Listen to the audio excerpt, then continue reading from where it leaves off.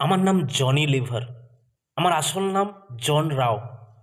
আমি ছোটবেলা থেকে খ্রিস্টান হওয়ার পরেও আমি কোনোদিন বাইবেল পড়িনি। বাইবেলে কী লেখা আছে তাও জানতাম না।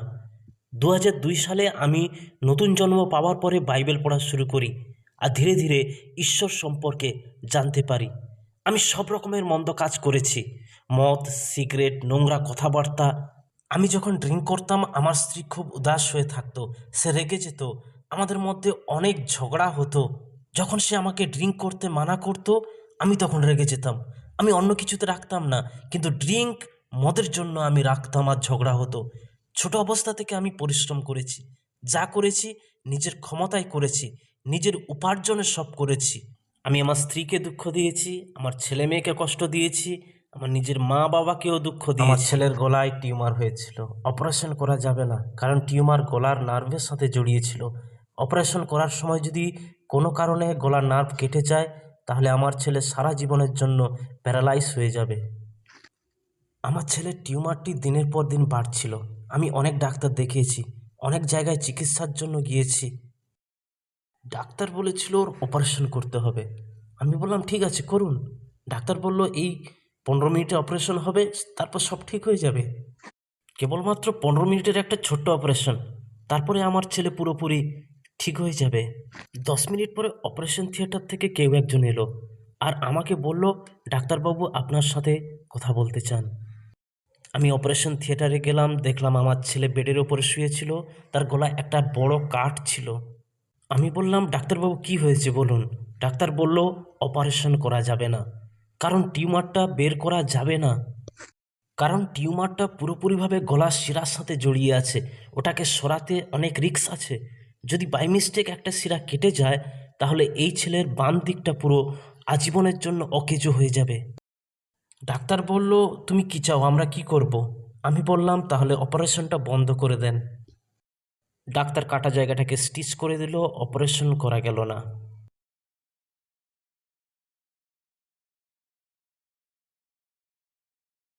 দেখতে দেখতে আমার ছেলের টিউমারটা এত বড় থেকে এত বড় হয়ে গেল। কি না কি করেছি, আমরা হোমিওপ্যাথি ট্রাই করেছি, আয়ুর্বেদ ট্রাই করেছি, কিছুই হয়নি, বরং টিউমারটা বড় হয়ে গেছে। চিকিৎসা করেও ঠিক হচ্ছে না, অপারেশন করাও সম্ভব নয়। দেখতে দেখতে 2 বছর পার হয়ে গেল। প্রথম অপারেশনটা 2000 সালে ছিল, এখন 2002 সাল চলে এসেছে। আমার একমাত্র ছেলেকে সুস্থ করার জন্য মেডিকেলে হচ্ছে না দেখে বাবাদের কাছে গেলাম, তান্ত্রিকের কাছে গেলাম, স্বামীদের কাছে গেলাম, জ্যোতিষীকে দেখালাম। তারা সকলেই বলেছিল অপারেশন করাতে যাবে না, তাহলে তোমার ছেলে মরে যাবে। এমনকি একজন জ্যোতিষী তো বলেই দিয়েছিল 2002 সাল পর্যন্ত তোমার ছেলে বাঁচবে, তারপর ও আর থাকবে না। আমি আমার ছেলেকে বললাম, বেটা আমি বোধহয় আর কিছু করতে পারবো না, তুমি আমার কাছ থেকে অন্য কিছু চাও আমি দিতে পারি, কিন্তু এটা তো পুরোপুরিভাবে তার কাজ, আর তার কাজ তো আমি করতে পারবো না। আমি আমার ছেলেকে নিয়ে বিভিন্ন জায়গায় প্রার্থনা মিটিং অ্যাটেন্ড করেছি, যেন কোনোভাবে আমার ছেলে সুস্থ হয়। অনেকে প্রার্থনা করলো টিউমার বেরিয়ে যাবে, গলায় টিউমার থাকবে না। আমি বললাম হ্যাঁ হ্যাঁ, কিন্তু কিছুই হলো না।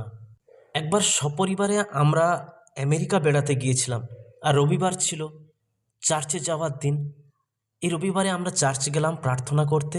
আমি প্রার্থনার জন্য দাঁড়িয়েছিলাম, কিন্তু পাস্টরের দৃষ্টি গেল আমার ছেলের টিউমারের দিকে। তিনি বললেন এটা তো টিউমার। আমি বললাম হ্যাঁ। বললেন নিউ ইয়র্কে একটা হসপিটাল আছে, তুমি সেখানে যাও, ও সুস্থ হয়ে যাবে। ঈশ্বর একে ঠিক করবেন, তুমি ঈশ্বরের গিয়ে দাঁড়িয়ে আছো, যাও ওকে স্লোয়ান ক্যাটারিং হসপিটালে নিয়ে যাও, ও ঠিক হয়ে যাবে, ঈশ্বর ওকে ঠিক করবে। God is going to heal him. God is going to heal him. ঈশ্বর ওকে ভালো করবে, ঈশ্বর ওকে সুস্থ করবে। আর সত্যি এই কথাগুলো খুব ভালো লাগলো এবং আমার হৃদয়কে টাচ করলো। তিনি বলেননি ওই হসপিটালটা ভালো, তিনি বলেন না ওখানকার ডাক্তারগুলো ভালো, তিনি কোনো ডাক্তারের নাম নেননি, তিনি বলেননি ডাক্তার ঠিক করে দেবে, তিনি বলেছিলেন ঈশ্বর ঠিক করবে। আমি নরকের জীবনযাপন করছিলাম, আমি নেশায় আক্রান্ত ছিলাম, মদে ডুবেছিলাম, পাপের মধ্যে ছিলাম। ঈশ্বর কি আমার প্রার্থনা শুনবেন? আমার প্রার্থনায় কি এত বড় চমৎকার হতে পারে? আমার স্ত্রী বলল ওর চেক আপ কেন করাচ্ছ, তাহলে তো অপারেশন করতে হবে। আর ডাক্তার বলেছে অপারেশন করলে প্যারালাইসিস হয়ে যাবে, এই হবে ওই হবে, চোখের দৃষ্টি চলে যাবে। আমি তাকে বললাম, দেখো, ডাক্তার যেটা বলার বলে দিয়েছে, কিন্তু আমাদের ঈশ্বরের উপর বিশ্বাস করতে হবে। আর আমাদের যিশু জীবিত ঈশ্বর।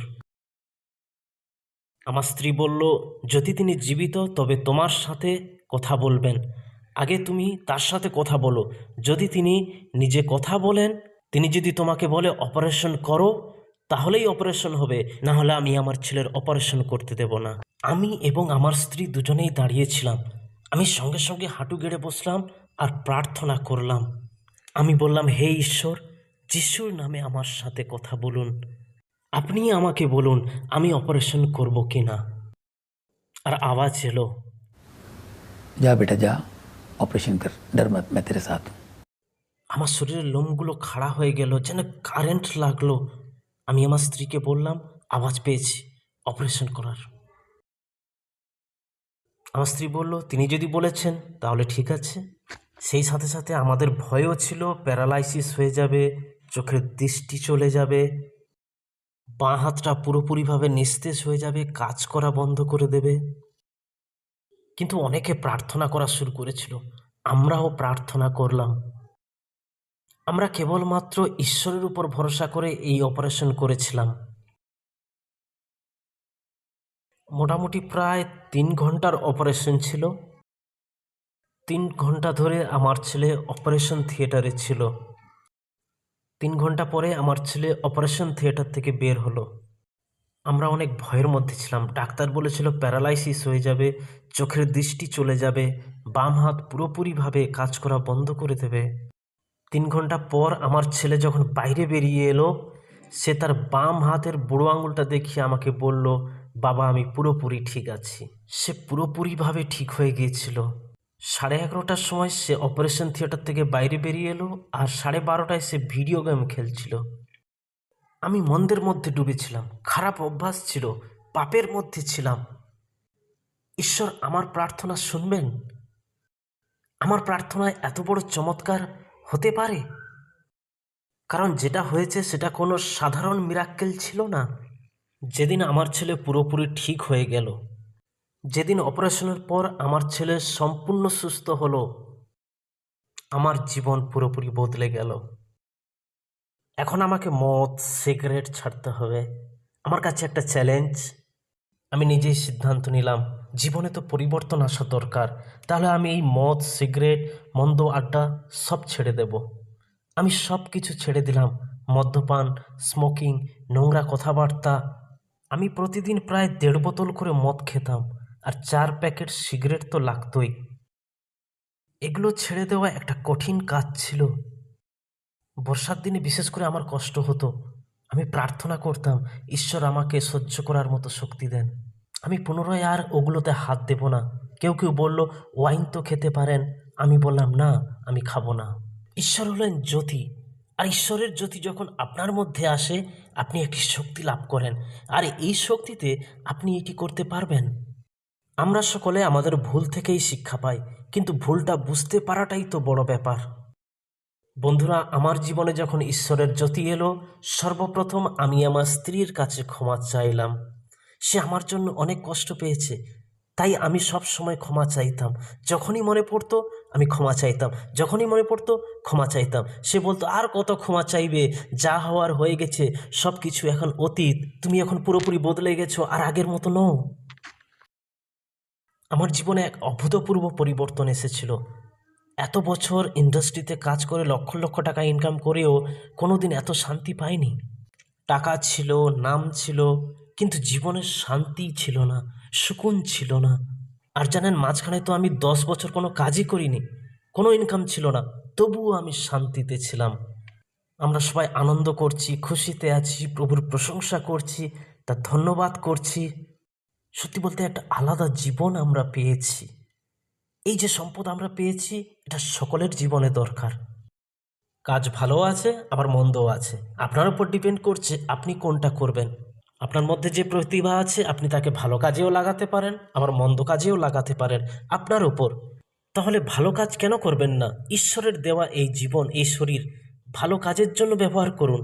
এখন আমার কাছে ভালো রোল এলে, ভালো কাজ এলে আমি করি, পরিবারের সাথে দেখা সিনেমাগুলো করি, সেই সাথে সাথে যখনই সময় পাই, সুযোগ পাই, প্রভুর সেবা করি, অনেক শান্তি পাই, পরিবারের সবাই এত খুশিতে আছি।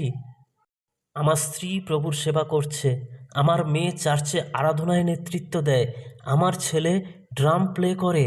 ডাক্তার বলেছিল ওর হাত কাজ করবে না, আর ও এখন ড্রাম বাজাচ্ছে। এখন আমরা পুরো পরিবার 4 জন মিলেই প্রভুর সেবা করছি। আর সবথেকে বড় কথা হলো জীবনে অনেক শান্তি পেয়েছি। যে পরিবর্তন আমার জীবনে এসেছে, আমি চাই সেই পরিবর্তন আপনার জীবনেও আসুক, আপনার পরিবারেও আসুক। আপনিও ঈশ্বরকে জানুন, সৃষ্টিকর্তা কে? তিনি তো এক, কিন্তু তিনি কে? সাহায্যের জন্য ঈশ্বরের হাতটি ধরুন, তিনি তার পুত্র যিশুর নামে আপনার হাতটি ধরবেন।